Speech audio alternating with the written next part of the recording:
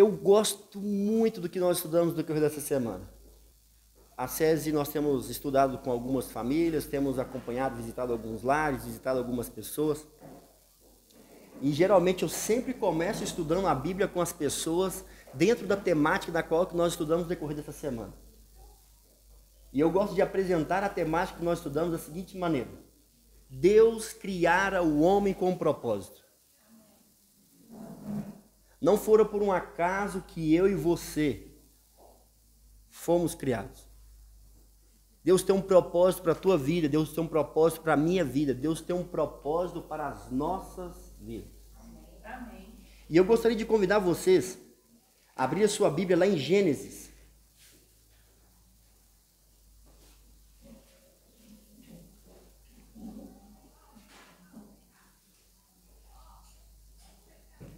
Livro de Gênesis, capítulo 1.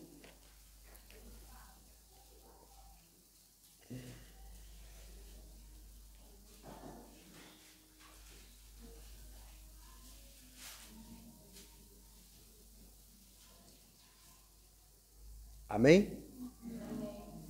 O livro de Gênesis, capítulo 1, Moisés traz o relato para mim e para você da criação da terra. E aqui ele começa agora a demonstrar que Deus tinha um propósito na criação da terra. E a criação da terra fora criada com um propósito para que eu e você pudéssemos habitar nela. A terra fora criada para a habitação do homem. Todas as coisas foram criadas com um ambiente perfeito para que eu e vocês pudéssemos habitar aqui na terra.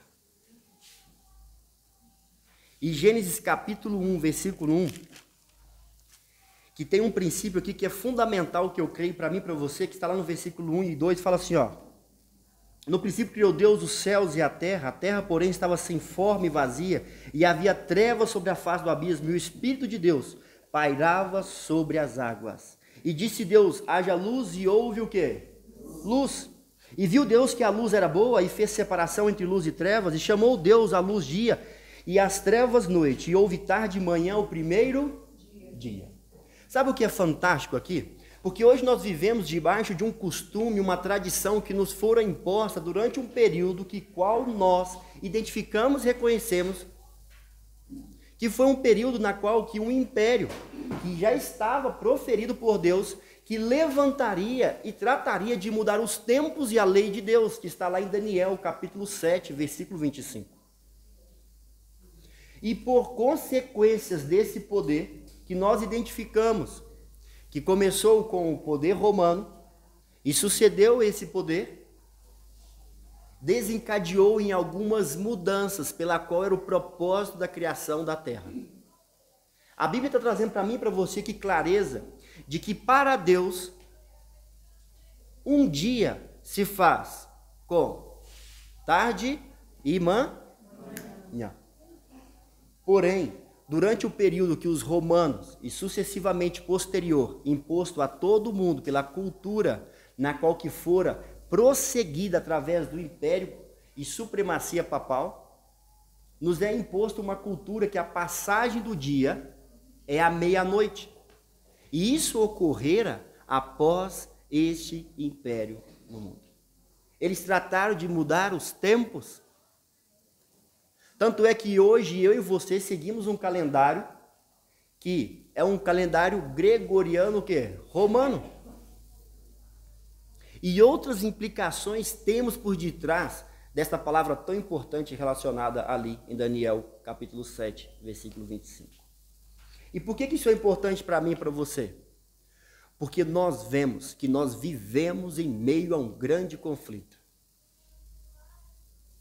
Aonde Deus, Ele organizou todas as coisas para que eu e você pudéssemos viver em conformidade com a palavra, com os planos, os desígnios que Ele tinha para mim e para você. Tinha não, perdão, que Ele tem. Porém, entrou um usurpador e tem utilizado dos poderes da terra para mudar aquilo que Deus estabelecera desde o princípio. E nós vimos aqui que, ao longo do tempo, por supremacia desse poder, hoje, culturalmente, e muitos já não tratam de observar esses preceitos e esses princípios. A mudança do dia de um pôr do sol ao outro pôr do sol. E a Bíblia continua relatando para mim e para você que eis que tudo que Deus criara era muito o quê? Muito bom. Era muito bom. E após ele ter criado todas as coisas, lá no sexto dia, convido vocês, avancem um pouquinho no versículo 26. Após ele ter criado a terra e visto que tudo era muito bom, ele diz o seguinte: façamos, disse Deus, o homem à nossa imagem conforme o quê? A nossa semelhança. E eu agora estou procurando alguma coisa que eu poderia ilustrar aqui. O que eu poderia utilizar? Aqui, ó. Vamos lá. Vou utilizar isso daqui para a gente poder conseguir entender. Olha só. E disse Deus: façamos o homem à nossa imagem, conforme a nossa o quê? Semelhança. A bateria aqui vai significar a imagem e a caixinha da bateria vai ser o quê? Semelhança, ok? E ele fala mais: tem ele domínio sobre os peixes do mar, sobre as aves do céu, sobre os animais domésticos, sobre toda a terra e sobre todos os répteis que rastejam pela terra. Agora eu queria explicar para vocês um pouquinho o que significa a palavra imagem. A palavra imagem significa 4 coisas: físico, mental, social e espiritual. Quando Deus criara o homem, ele criara o homem com capacidades dotadas fisicamente, mentalmente, socialmente e espiritualmente para ser como Deus. Aí você pode me perguntar: mas como assim, Cleiton? Como assim, pastor? Como assim ser fisicamente como Deus? Sabe por quê, queridos? Antes da criação do mundo, Deus já sabia que o homem ia pecar. O meu Deus, o seu Deus, o nosso Deus não pode ser pego de surpresa. Quando ele decidira criar a terra, ele já sabia que o homem ia pecar. Quando ele decidira criar a terra, ele também decidira resgatar e dar e dar a vida por mim e por você. Desde a criação do mundo, desde o planejamento, Deus já decidira te resgatar. E isso é cumprido na pessoa de Jesus, 100% homem, 100% Deus. Ele assumira a forma humana. É por isso que este preceito, desde a criação, nos é esclarecido que o homem já carrega isso. Porque Deus assumiria a forma de homem na pessoa de Cristo Jesus.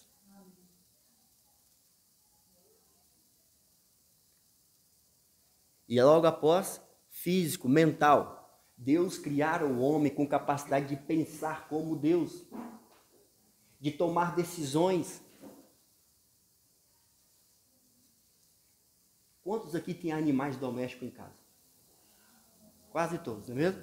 Quem não tem já teve, ou sabe um pouquinho como é, não é mesmo? Olha, os animais, eles aprendem? Sim. Tem inteligência? Sim. Só que os animais, eles agem pelo seu instinto. E eu não gosto de afirmar isso, porque de vez em quando a minha cachorrinha me prega uma peça, mas diz que o animal da gente é a cara do dono, né? Então, eu não gosto disso, porque depois vocês podem me pegar lá com a minha cachorra, né? Mas sabe, querido, os animais, eles agem por instinto. E essa é a diferença que eu e você temos. Porque na criação do homem, Deus dá ao homem o poder de decisão, que é o maior poder que nós temos nesta vida. Sabe por quê? Sabe o que separa você de um milagre? Uma decisão. Sabe o que separa você do poder de Deus? Uma decisão. Sabe o que separa você da vida eterna? Uma decisão. Porque as demais coisas Deus efetuará. Então Deus criara o homem físico, mental, com poder de decidir, como Deus. E Deus também criara o homem socialmente, porque Deus criara o homem para se relacionar, para viver em sociedade. Porque Deus ama relacionar com as pessoas. Olha, eu fico imaginando quando nós chegarmos no céu, sabe por quê? Porque Deus é um Deus de festa, sabia? Não é por um acaso que na história do povo de Deus há tantas festas. Deus ama a festa. Deus ama se relacionar. E Deus não faz acepção de pessoas.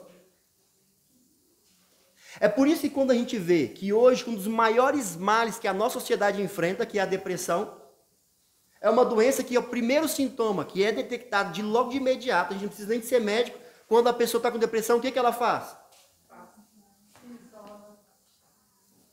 Porque o normal do ser humano é gostar de relacionar. Isso é o natural do ser humano. Então Deus criou o homem físico, mental, social e espiritual. Como? Deus. Sabe por quê, queridos? Deus criara o homem para se relacionar com Deus. É por isso que há pessoas que não conhecem a Deus, sempre vivem atrás de um vazio, atrás de um objetivo, que na qual que quando encontra aquilo ele vê que já não tem o mesmo valor, e ele abandona e agora começa a correr atrás de outras coisas. Deus criara o homem para se relacionar com Deus. Então Deus disse, façamos, ou seja, Deus planejou, queria fazer o homem a sua imagem, conforme o quê? A sua semelhança. Mas olha como é que Deus fez. Porque Deus falou que faria imagem e semelhança. Mas como é que Deus fez? Vamos ver? Olha o versículo 27. O que está dizendo aí? Criou Deus, pois o homem a sua o quê? E o que mais? Agora eu lhes pergunto, cadê a semelhança? Deus falou que ia fazer imagem e o quê? E eu te pergunto, cadê a semelhança? Porque criou Deus, pois o homem a sua imagem, a imagem de Deus o quê? Cadê a semelhança?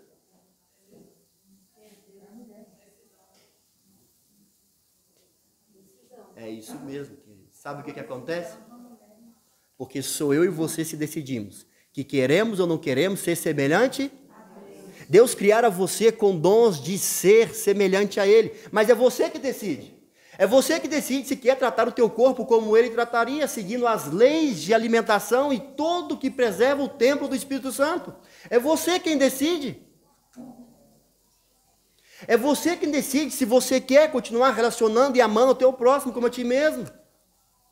É você que decide se quer relacionar com Ele. É você quem decide. Esse é o poder da decisão. É o que separa a mim e a você do poder de Deus.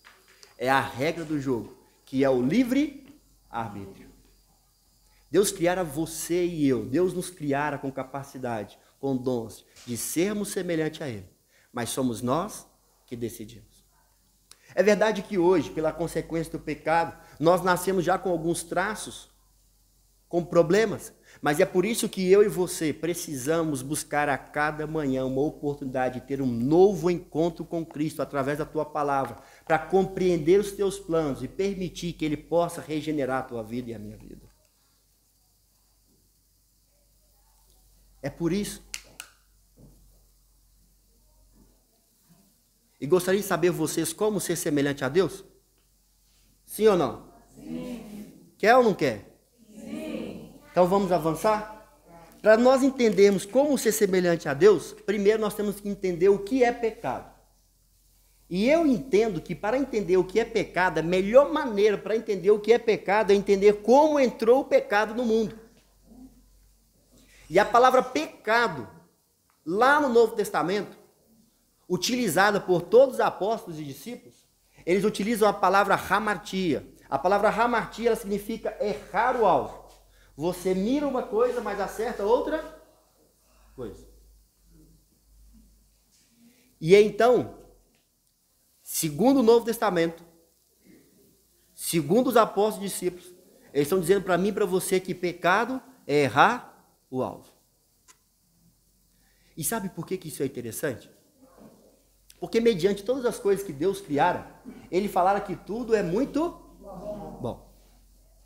E mediante todas as coisas que Deus criara, e a palavra mostra que só há um Criador, e esse é quem?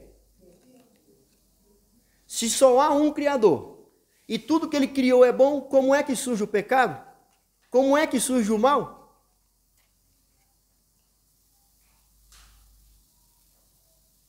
Sabe como? Gênesis capítulo 3, versículo 1. Olha o que a palavra nos fala.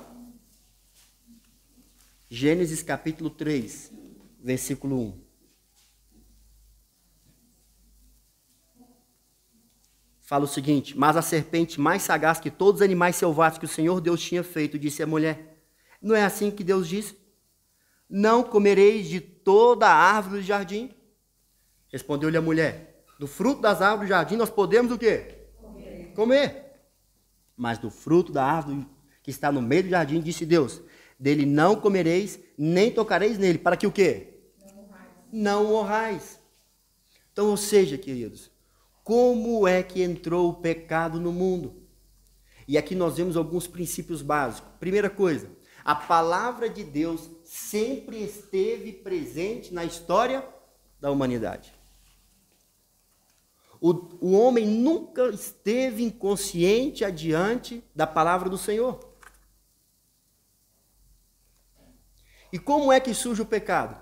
Mediante todas as coisas que Deus criara, mediante todas as coisas, e Deus dizendo, eis que tudo era muito bom. Sabe o que ele fez?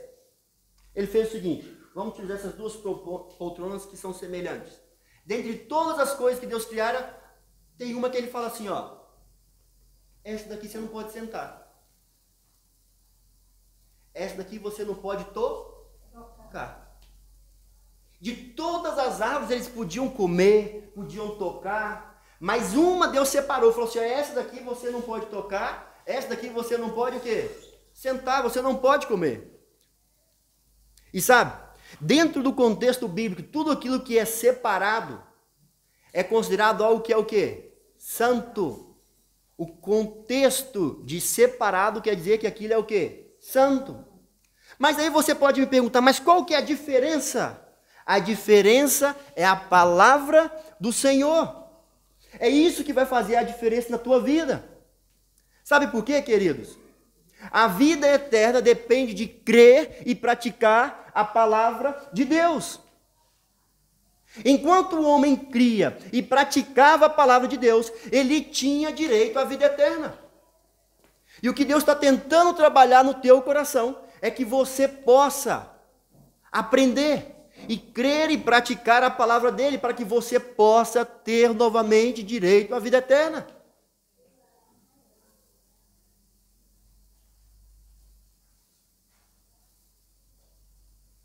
Mas aí entra Satanás e faz o quê? Mas não é assim que Deus disse? Não pode comer de todas as árvores, não pode sentar em qualquer cadeira, não. Sim, pode. Mas essa daqui ele separou. Foi que não podia tocar, não podia comer, não podia sentar, ou seja, não podia tratar como o quê? Comum. Porque mediante todas as coisas que Deus criara, era muito bom. Então como é que começa o pecado? O pecado começa com o enganador, com o conturbador, levando as pessoas a considerar ir contra a palavra de Deus. E com isso surge o quê? O pecado. O que é pecado então? Pecado é tratar aquilo que é santo como se fosse o quê? Comum. Isso é pecado. É pecado tratar algo santo como comum. É pecado ir contra a palavra de Deus. Quer um exemplo claro disso? Quero fazer para vocês uma pergunta aqui. É pecado comprar? Não. É pecado vender? Não. Não? Não mesmo? Não. É pecado trocar dinheiro? Não. Não? Não mesmo? Mas teve um momento que Jesus, quando estava aqui na terra, ele foi lá no templo. E as pessoas estavam comprando e vendendo, e ele ficou irado. Por quê? Porque é pecado tratar um lugar santo como um lugar o quê? Isso levanta a ira de Deus, queridos. É pecado tratar algo santo como comum. Jesus deixa bem claro, estão profanando a casa o quê? Do meu Pai. Então, como é que eu e você vamos ser semelhante a Deus? Como é que eu e você vamos voltar a ter direito à vida eterna? À medida que eu e você entendemos aquilo que é santo e aquilo que é comum. E à medida que eu e você tratamos aquilo que é santo como santo e comum como comum, você e eu estamos sendo semelhantes a quem? A Deus. E esse é o propósito pelo qual Deus criara a mim e a você. É por isso que Deus quer que você tome conhecimento das grandezas dele. É por isso que Deus tem interesse de que você possa compreender os planos dele. Eu esqueci o nome da irmã que está ajudando na organização. Como é que ela chama? A Irani estava contando para nós um testemunho fantástico. Que ela fora curada de um câncer, desenganada pelo médico.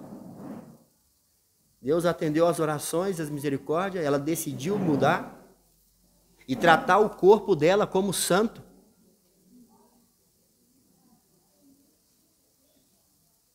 Há bênçãos, queridos.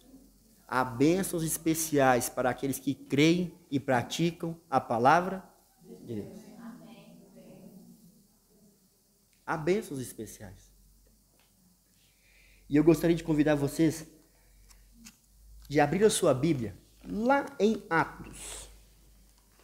Porque aqui em Atos vai trazer clareza sobre uma coisa. Inclusive, enquanto eu estava aqui atrás, um irmão acabou de me ligar, perguntando: pastor, como é que eu explico isso daqui? Estou estudando a lição aqui com a minha família, me fizeram essa pergunta, eu não soube responder. Atos capítulo 17.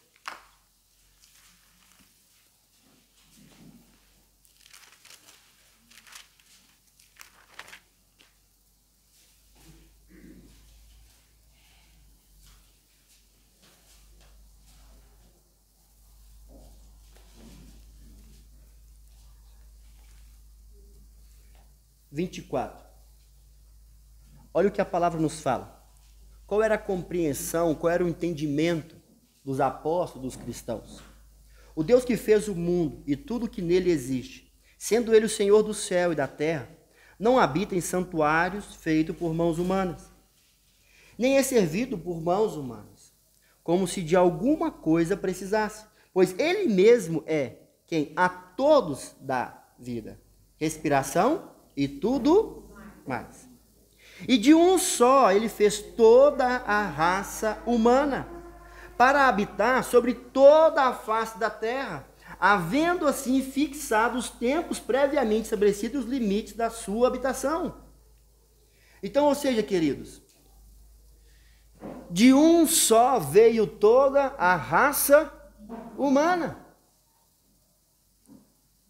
E às vezes as pessoas, ao estudar a palavra, eles às vezes se conturbam porque eles ficam querendo encontrar respostas para as suas inquietações, inquietudes para o tempo presente. É por isso que é importante que eu e você tomemos conhecimento de algumas coisas. Sempre que você for estudar a palavra, você sempre tem que ter em mente quem escreveu, quando escreveu e para quem ele escreveu. Para que você possa entender qual é o propósito pela qual ele está escrevendo. Porque nem sempre o que ele está escrevendo, ele está tratando de responder os seus questionamentos. Porque você precisa de entrar na contemporaneidade de quem escrevera. De quem escrevera. E se vocês me permitem, eu queria agora avançar um pouquinho além, deixa eu ver aqui, da lição. Deixa eu ver aqui. Quanto tempo tem o César? 5? 7? Então vamos lá. Vamos voltar lá em Gênesis capítulo 3.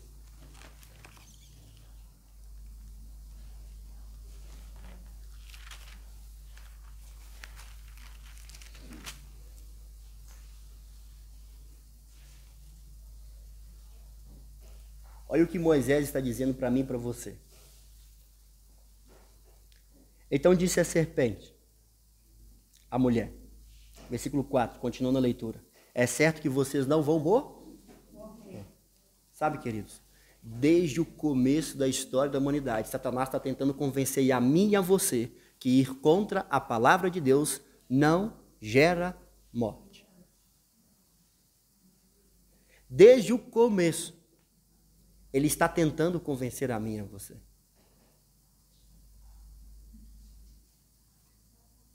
E ele continua, porque Deus sabe no que o dia que dele comerdes, se vos abrirão os olhos, e como Deus sereis conhecedores do bem e o quê? E do mal.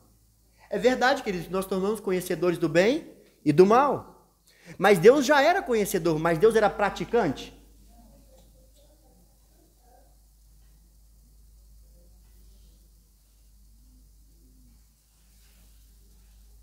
E ele continua, e vendo agora a mulher que a árvore era boa para se comer e agradável aos olhos, e a árvore era desejável para dar entendimento, tomou-lhe do fruto e comeu e deu também ao marido, e ele comeu. E abriram-se então os olhos de ambos, e percebendo que estavam nus, coseram folhas de figueira e fizeram cintas para si.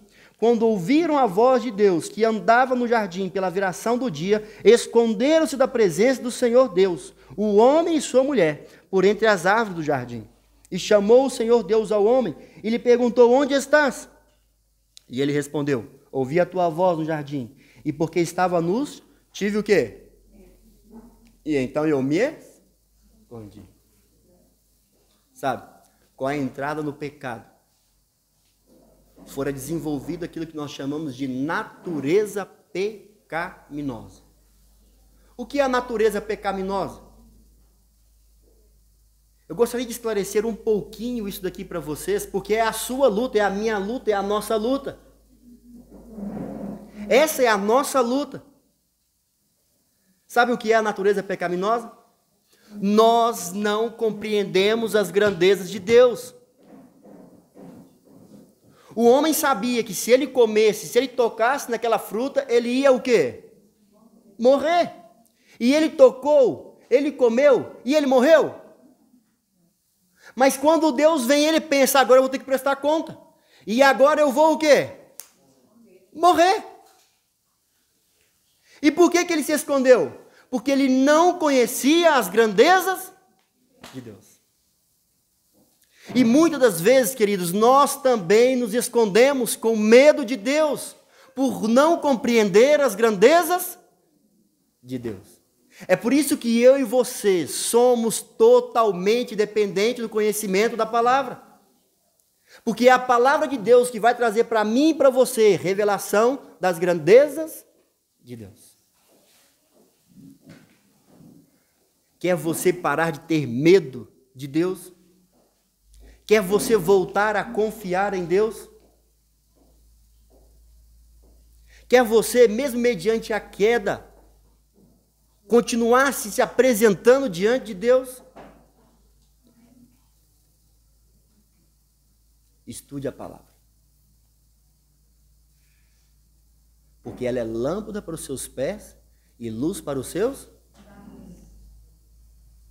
E creio eu que vocês mesmos julgais que ter nela a vida. E sabe por que nós erramos? Sabe por que o Cleiton erra? Sabe por que qualquer um de vocês erra? Só tem duas coisas em volta do grande conflito que te leva a errar. Só tem duas coisas que vai te levar a pecar. Só tem duas coisas que vai te fazer ir errado, ou seja, pecado, tratar aquilo que é santo como comum. Só tem duas coisas que fazem eu e você errar. Sabe o que é? Jesus fala, errais por não conhecer o quê? E nem o quê? Queridos, o que está em volta do grande conflito, o que leva a mim e a você a pecar e errar, ou é porque você não conhece a palavra, ou é porque você não conhece o poder? E se seu desejo é deixar que Deus conclua os planos e os propósitos dele na tua vida, eu te convido nessa manhã a colocar-se de pé. E vamos pedir a Deus, vamos pedir ao Espírito Santo que continue nos ensinando, Continue nos mostrando as grandezas de Deus, quais são os planos que Ele tem para a nossa vida. Para que assim, ó, amados, quando Ele voltar, nós possamos estar de pé naquele grande dia dizendo: ali está o Deus na qual nós aguardamos. Oremos. Bondoso Deus e Pai, aqui está uma porção dos teus filhos. E estamos de pé porque estamos manifestando de maneira pública para o Senhor, uns aos outros, de que nós queremos que o Senhor, ó Deus Espírito Santo, faça boa obra nos nossos corações, continue nos ensinando, continue nos fazendo lembrar, para que nós não venhamos a vacilar concernente àquilo que nós já aprendemos,